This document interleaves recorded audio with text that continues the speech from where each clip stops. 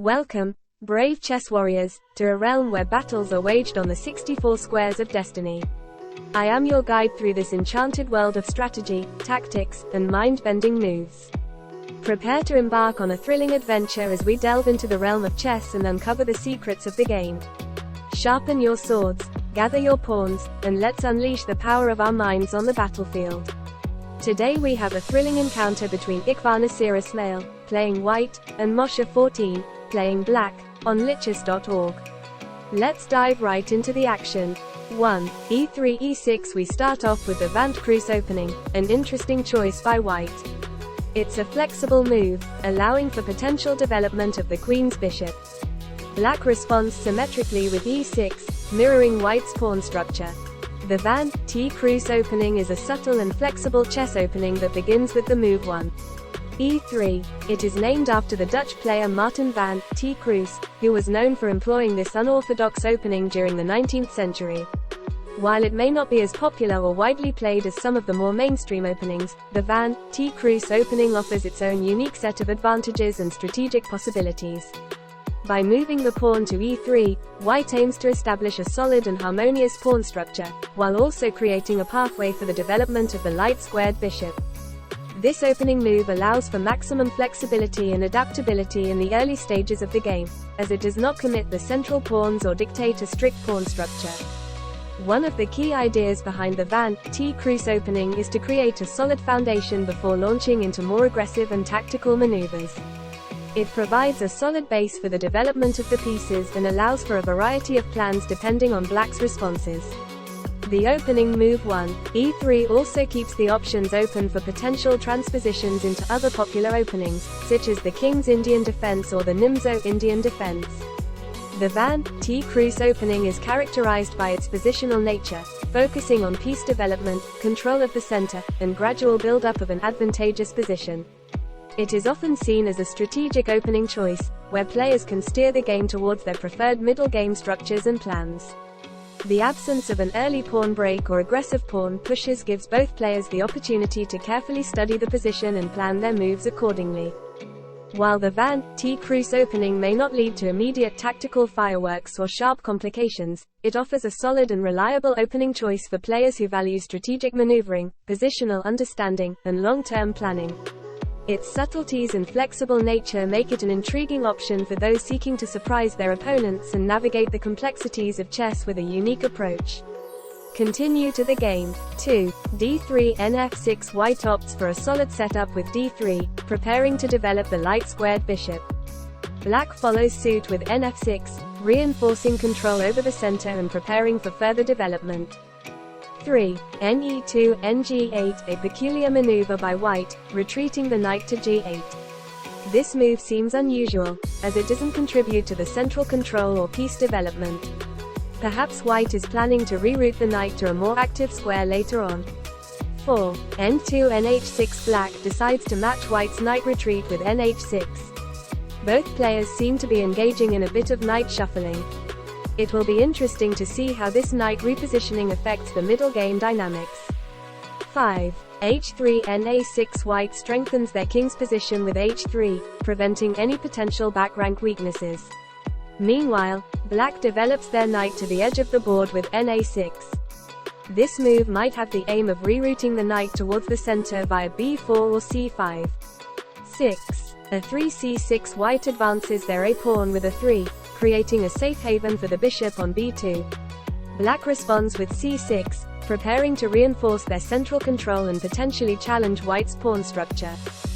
7. G3 BD6. White fianchettos their king's bishop with G3, aiming for a solid defensive setup and allowing for potential pressure along the long diagonal. Black develops their dark squared bishop to D6, eyeing the weakened F4 square. 8.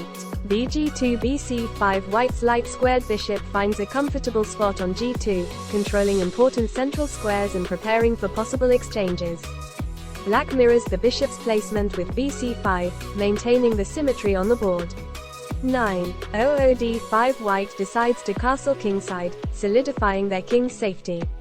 Black advances their pawn to D5, establishing a strong central pawn presence and creating potential tension in the center. 10. Nf4 bd6. White's knight jumps to f4, eyeing the weakened e6 square and potentially preparing for future maneuvers. Black responds with bd6, ensuring their bishop is active and ready to participate in the ongoing battle. 11. b3 bx f4. White captures on f4 with the bishop, resulting in an exchange of dark squared bishops.